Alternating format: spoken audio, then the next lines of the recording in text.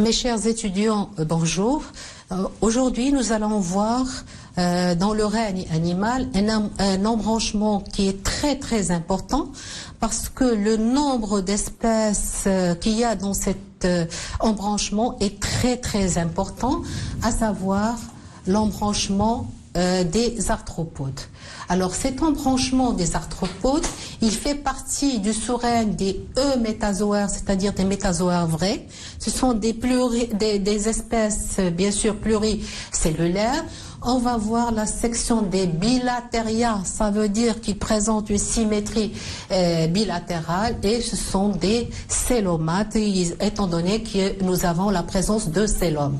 Alors comme exemple d'embranchement des arthropodes, nous allons voir les crustacés tels que les homards, les crevettes, etc.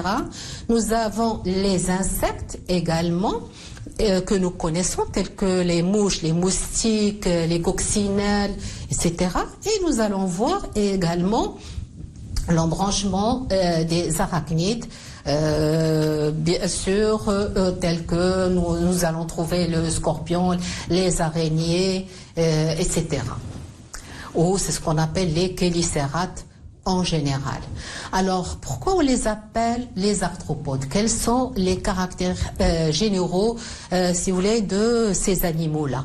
Alors, arthron, en latin, veut dire articulation. Podos veut dire pied.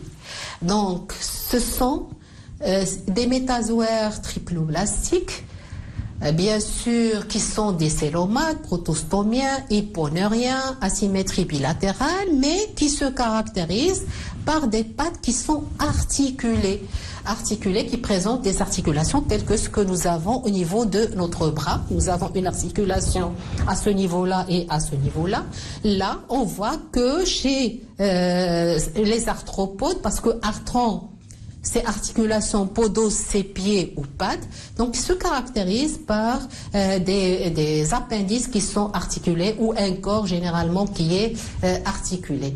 Mais le critère essentiel des arthropodes sont des pattes qui sont articulées, que ce soit chez les chélicérates ou bien chez les autres arthropodes ou les antennates tels que les crustacés ou les insectes, nous avons ces pattes qui sont articulées. Alors leur corps, il est métamérisé.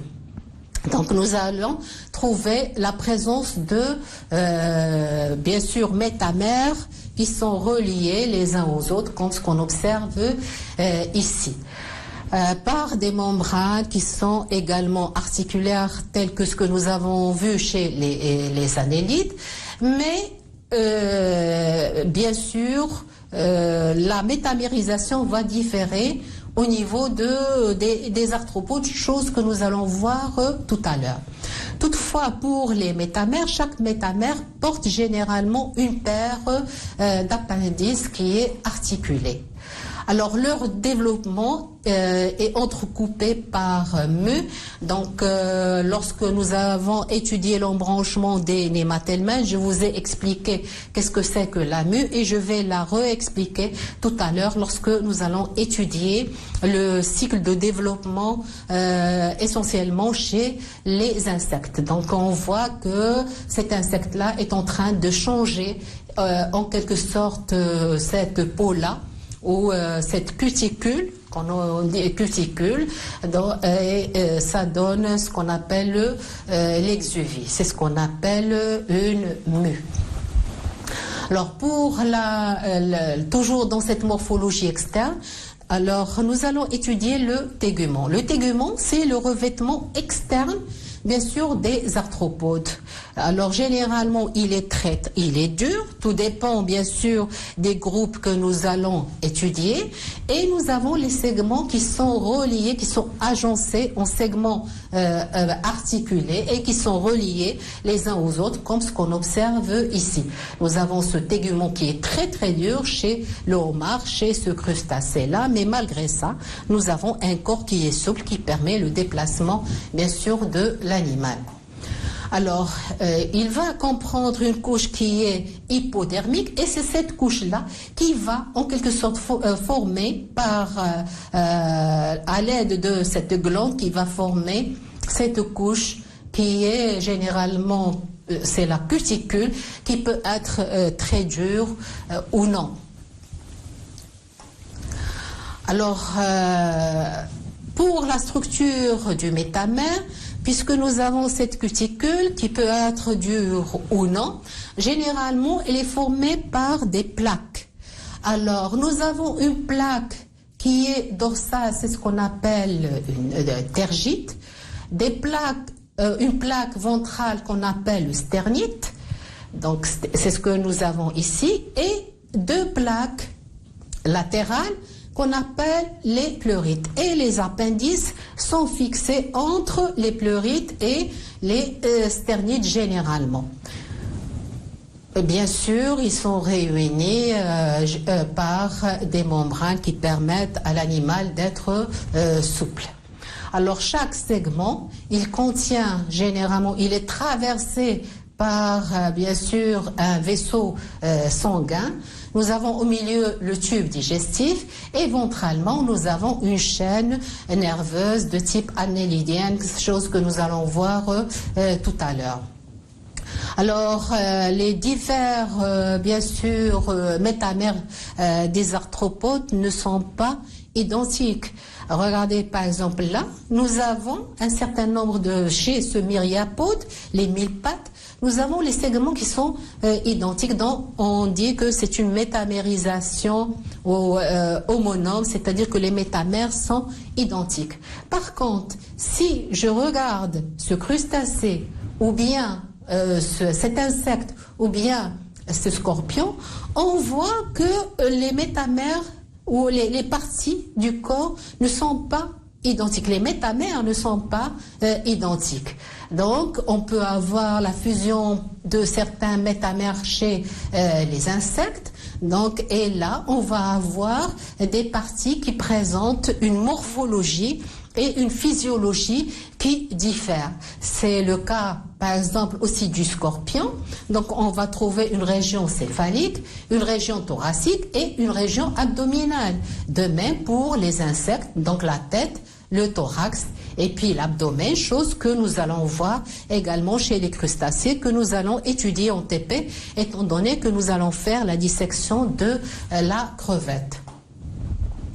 Alors, cette spécialisation, bien sûr, comme je vous ai dit, qui est accompagnée par la fusion de métamères, c'est ce qu'on appelle des tagmes. Donc là, nous avons par exemple 3 tagmes chez les insectes. Nous avons la tête, le thorax et puis nous avons l'abdomen. De même chez les crustacés, au niveau de la crevette, soit au niveau bien sûr du scorpion où nous avons les 3 tagmes, donc région céphalique, région thoracique et région abdominale. Alors pour les appendices des arthropodes, alors les appendices sont généralement des appendices qui sont portés par chaque métamère et qui sont des appendices qui sont articulés. On peut voir l'articulation, si vous voulez, des pattes chez ce criquet-là. Elle est très évidente. On peut l'observer très très bien. Et les appendices, comme je vous ai dit, sont insérés au niveau de la région qui est située entre les pleurites et bien sûr les sternites. Alors, les appendices de tous les arthropodes, généralement, ils dérivent d'un appendice qui est biramé. C'est comme le cas de la crevette, chose que nous allons voir en TP, parce que les appendices de la crevette se caractérisent par la présence généralement d'une rame qu'on appelle l'endopodite, et nous avons une deuxième rame qu'on appelle l'exopodite. Donc, nous avons des appendices qui sont biramés. Par contre, chez les insectes, nous avons la disparition de l'exopodite, de cette rame, et ce qui reste, c'est uniquement un appendice qui est uniramé, il y a une seule rame, donc, et qui est bien aussi articulé. Alors, pour la musculature, au niveau de cette morphologie interne, on sait que les arthropodes se déplacent énormément et ils ont une musculature qui est vraiment très développée. Donc, nous allons trouver des muscles lisses au niveau des organes tels que le tube digestif, soit le vaisseau sanguin, et nous avons des muscles striés, donc au niveau des pattes ou bien au niveau du corps de l'animal, qui permet à ces animaux de se déplacer rapidement et énormément. Donc tel que on sait que le criquet migrateur, il peut voyager à des distances très très importantes. Le système nerveux, on dit qu'il est de type annélidien, c'est-à-dire donc il est formé par des ganglions cérébroïdes donc, qui sont condensés et centralisés au niveau de la région antérieure, d'où partent une double chaîne nerveuse qui est ventrale également et qui se caractérise par la présence de double ganglions au niveau bien sûr de au niveau de la chaîne et au niveau des métamères en quelque sorte de ces animaux-là. Donc là aussi nous avons des animaux qui sont des hyponeuriens. Alors, pour les organes de sens, sont très variés. Par exemple, on va trouver un appareil olfactif. Il est représenté par des organes très variés tels que les antennes chez les antennates et par les palpes. Donc au niveau des pièces buccales, ils interviennent dans le tact et l'odorat également. Ils sont très intéressants chez essentiellement les insectes. Pour l'appareil visuel, si je prends le cas des insectes, il est formé par deux types d'yeux si vous voulez. Nous avons les ocelles, donc ce sont des yeux simples. Et puis après, nous avons des yeux composés. Donc ces yeux composés sont formés par des petits yeux. Donc on peut voir, je ne sais pas si vous les observez, une granulation chagrin. C'est un petit ocelle, c'est un petit œil qui est très développé et ça forme, ils sont accolés les uns aux autres et ça forme cet œil composé. Et ces yeux-là, c'est ce qu'on appelle les ommatidies. Alors, pour l'appareil digestif, il est constitué de trois zones. Une zone antérieure qu'on appelle le stomodéum.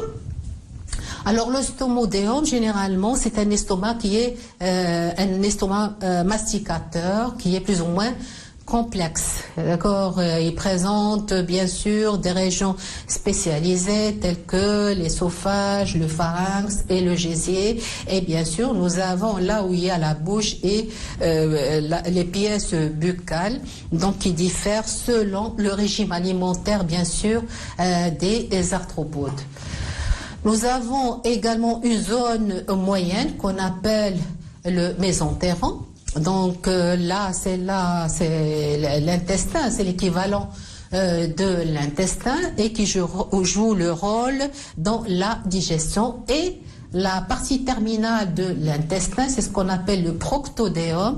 Donc c'est en quelque sorte, si vous voulez, la région où on va avoir la libération des déchets par, bien sûr, un orifice qui est l'anus, étant donné que le tube digestif chez les arthropodes est complet avec la présence de la bouche et de l'anus. Alors l'appareil respiratoire, tout dépend bien sûr des espèces. Il y a des espèces qui vivent dans l'eau et dans ce cas-là, la respiration sera bronchiale, elle va se faire à l'aide de bronchies, alors que les espèces qui sont aériennes, la respiration elle est trachéenne, elle se fait à l'aide de trachées, chose qu'on observe à ce niveau-là. Et bien sûr, regardez les trachées qui traversent tout le corps de ce criquet. Alors les orifices par lesquels pénètre ou sort l'eau se fait les échanges gazeux. C'est ce qu'on appelle les stigmates. Généralement, se trouvent dans la région latérale, bien sûr, par exemple, dans le cas des insectes, Donc, elle se trouve dans la région latérale. Donc, la respiration, elle peut être trachéenne comme elle peut être bronchiale. La respiration bronchiale chez les insectes aquatiques, trachéenne chez les espèces aériennes, comme on peut avoir des espèces qui présentent des poumons, et dans ce cas-là, on va avoir la respiration pulmonaire. On trouve ça chez certains chélicères, tels que le scorpion. Voilà, si je reviens au trachée, regardez, c'est ce qui est en blanc. Donc c'est un système qui est très ramifié à l'intérieur du corps pour que les échanges gazeux se fassent au niveau des différents, bien sûr, organes. Alors, l'appareil circulatoire, il n'est pas clos, comme ce que nous avons vu tout à l'heure chez les mollusques. Donc, on va avoir un cœur, donc une région qui est contractile, avec bien sûr un vaisseau dorsal, mais nous avons le sang va passer dans des cavités périviscérales ou sinus, si vous voulez, ou bien sûr les organes. Alors voilà, on peut voir, si vous voulez, ce cœur-là avec cette aorte dorsale d'où elle donne le sang au niveau des cavités là où baignent en quelque sorte les organes. Alors l'appareil excréteur, donc nous n'avons pas de véritable néphridie, mais on peut trouver des tubes excréteurs, donc qui déversent le déchet liquide par un orifice, bien sûr, ou les orifices excréteurs. Alors pour la classification, l'embranchement est subdivisé en 3 sous-embranchements. Nous avons les trilobitomorphes qui sont des fossiles, ثلاثية الفصوص باللغة العربية. Nous avons les chélicérates, c'est là où nous avons bien sûr les scorpions, les araignées, et puis nous avons les acariens qui sont très très petits, qui peuvent être des parasites. Nous avons aussi les mandibulates ou antennates. Les mandibulates, donc ce sont les espèces qui présentent au niveau des pièces buccales des mandibules, qui interviennent dans la mastication. On les appelle également les antennates qui présentent des antennes, telles que les mille-pattes, les myriapodes ou bien les insectes, soit aussi les crustacés qui font partie des, bien sûr, des antennates. Pardon. Alors pour la particularité biologique, nous allons essentiellement voir le cas des insectes, parce que ce cas-là, les insectes, c'est une classe qui est très très importante, et on va étudier en quelque sorte la reproduction de cette classe. Alors généralement les sexes sont séparés, donc ce sont des espèces qui sont gonoporiques, mais on peut trouver des espèces qui sont hermaphrodites, donc avec les deux appareil génital mâle et appareil génital femelle. Ce qui est intéressant également, c'est d'étudier le développement post-embryonnaire de ces organismes-là. Donc on sait que nous avons le développement larvaire de ces organismes, il est entrecoupé par des mues, chose que nous avons vue tout à l'heure. Donc cette mue qui se renouvelle à chaque fois que le corps de l'animal devient grand, donc il s'accroît, et par conséquent nous avons la cuticule qui reste très petite, et ce qui fait, donc il va déchirer cette cuticule pour sortir et avoir, si vous voulez, une cuticule plus neuve et plus grande. Et d'ailleurs, c'est pour ça que nous avons la taille, donc la longueur, en quelque sorte, de l'animal va en escalier. Donc là, nous avons, c'est l'accroissement du corps de l'animal, puis après, hop, c'est comme un escalier, il va augmenter de taille, il va déchirer, c'est là où on va avoir la mue, il va déchirer si vous voulez, ce tégument qui devient très petit pour lui, il va le déchirer pour s'accroître, avoir une autre cuticule, donc il va s'accroître. Pour une deuxième fois, on va avoir une deuxième mue, donc il va déchirer pour une deuxième fois cette cuticule, et ainsi de suite. Alors pour le poids, de ces insectes-là. Donc, la courbe se fait en S. Pourquoi? Parce qu'on voit que l'animal commence à augmenter de poids, et puis après, lorsque, si vous voulez, la cuticule devient petite par rapport au corps, il va réduire, si vous voulez, son poids jusqu'à ce qu'il y ait, si vous voulez, la première mue ou la mue, et juste après, nous avons un saut au niveau une augmentation très importante au niveau du poids, une réduction du poids avant la mue et ainsi de suite. Donc, nous avons jusqu'à la mue imaginale, donc où la mue imaginale, c'est là où on va avoir un adulte, et ce qu'on appelle l'imago. Alors, pour le développement post-embryonnaire, donc nous avons plusieurs types de métamorphoses. Donc, nous avons des insectes qui se développent dans le développement post-embryonnaire, se fait sans métamorphose, c'est ce qu'on appelle amétabole. A, c'est sans en latin. Métabolé, c'est changement en latin. Donc, il n'y a pas de changement au niveau de la forme si vous voulez, ces insectes-là. Nous avons une métamorphose qui est incomplète, et dans ce cas-là, on va avoir des hétérométaboles, porométaboles. On va étudier des métamorphoses également incomplètes chez les hétérométaboles et mi-métaboles, et on peut avoir une métamorphose complète chez les holométaboles. Alors, que veut dire ces termes-là? Donc, lorsque nous n'avons pas de métamorphose amétabole, on peut voir sur la photo, la larve, elle est petite, très petite par rapport à l'adulte, mais la forme, elle est semblable, ils sont identiques. La différence, c'est la maturité sexuelle. Donc, on dit que ce sont des organismes qui sont amétaboles. Il n'y a pas de changement entre les deux, entre la larve et l'adulte ou l'imago. Pardon. Donc, on va étudier également les insectes qui sont des hétérométaboles, porométaboles, c'est-à-dire il y a c'est hétérogène, il y a plus ou moins un changement chez ces organismes-là. Pour les porométaboles, c'est-à-dire que la larve et l'adulte présentent la même écologie. C'est le cas du criquet, on les trouve, que ce soit la larve ou l'adulte, on les trouve dans les champs. Donc après la libération des œufs, on va avoir la libération d'une larve qui ne présente pas d'aile.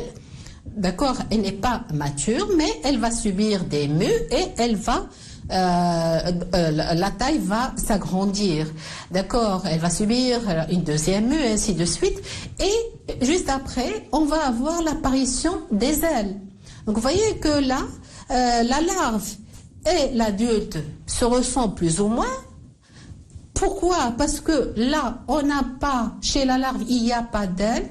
Donc, alors qu'on le voit au cours de la croissance de l'animal, et puis après, au cours de la mue imaginale, c'est-à-dire là où on va avoir l'imago, on va avoir un développement de des ailes qui devient spectaculaire, avec la maturité également sexuelle, le développement de l'appareil génital en général. Donc je répète, pour les porométaboles, la larve et l'adulte se trouvent, ils ont la même écologie, ils ont pratiquement la même forme, à l'exception de l'absence de certains organes chez la larve. Alors pour les hémimétaboles, c'est le cas par exemple de la libellule ou bien de la demoiselle là. La larve et l'adulte n'ont pas la même écologie, étant donné que la larve, elle est généralement aquatique. Donc après la libération des œufs, donc on va avoir le développement d'une larve qui est aquatique, qui va subir une mue et, si vous voulez, nymphale pour donner donc qui va donner bien sûr un adulte qui est ailé. D'accord. Et après la mue imaginale, donc on va avoir la maturité sexuelle.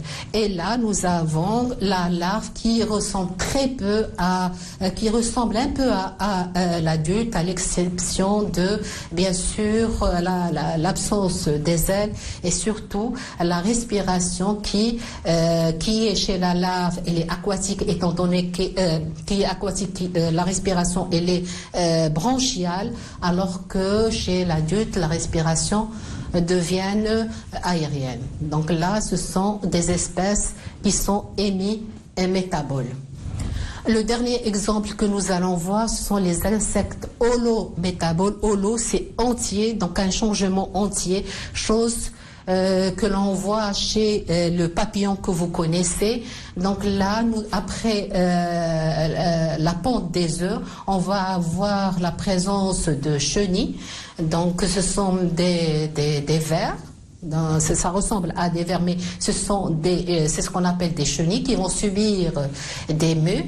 Ils vont entrer dans une phase latente. Donc on va avoir la chrysalide ou le stade nymphal, donc où la larve va s'entourer par un fil de soie et elle va subir une vie latente, c'est-à-dire que elle n'aura pas d'activité et c'est là où on va avoir un changement de la larve et par la suite on va avoir la libération d'un très beau papillon avec les différentes couleurs. Donc on peut le voir ici, donc là c'est l'œuf avec la chenille qui va libérer la chenille, puis après la chenille qui va s'entourer par un fil de soie pour donner la chrysalide et après on va avoir la libération d'un très beau papillon.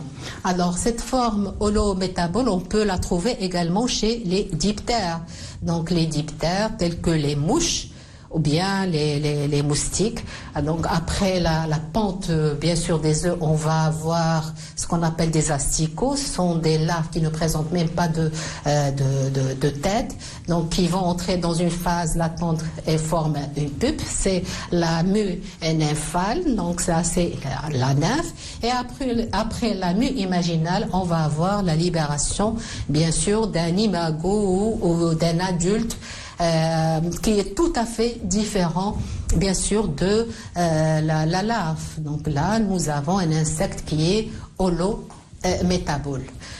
Voilà, donc on trouve ça chez les papillons, les mouches et les moustiques. Donc là, ce tableau-là, vous l'avez sur le Polycope, ça résume en quelque sorte tout ce que je viens de dire.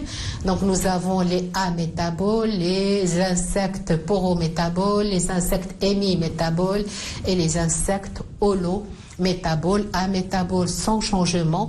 Donc la larve et l'adulte se ressemblent. Pour les porométaboles, la larve et l'adulte se ressemblent plus ou moins avec l'absence de quelques organes et ils ont la même écologie. Pour les hémimétaboles, la larve et l'adulte n'ont pas la même écologie. La larve est généralement aquatique alors que l'adulte est aérien et dans ce cas-là, nous avons bien sûr l'absence de certains organes et même, par exemple, l'appareil respiratoire change, donc ça passe de la respiration branchiale à une respiration trachéenne.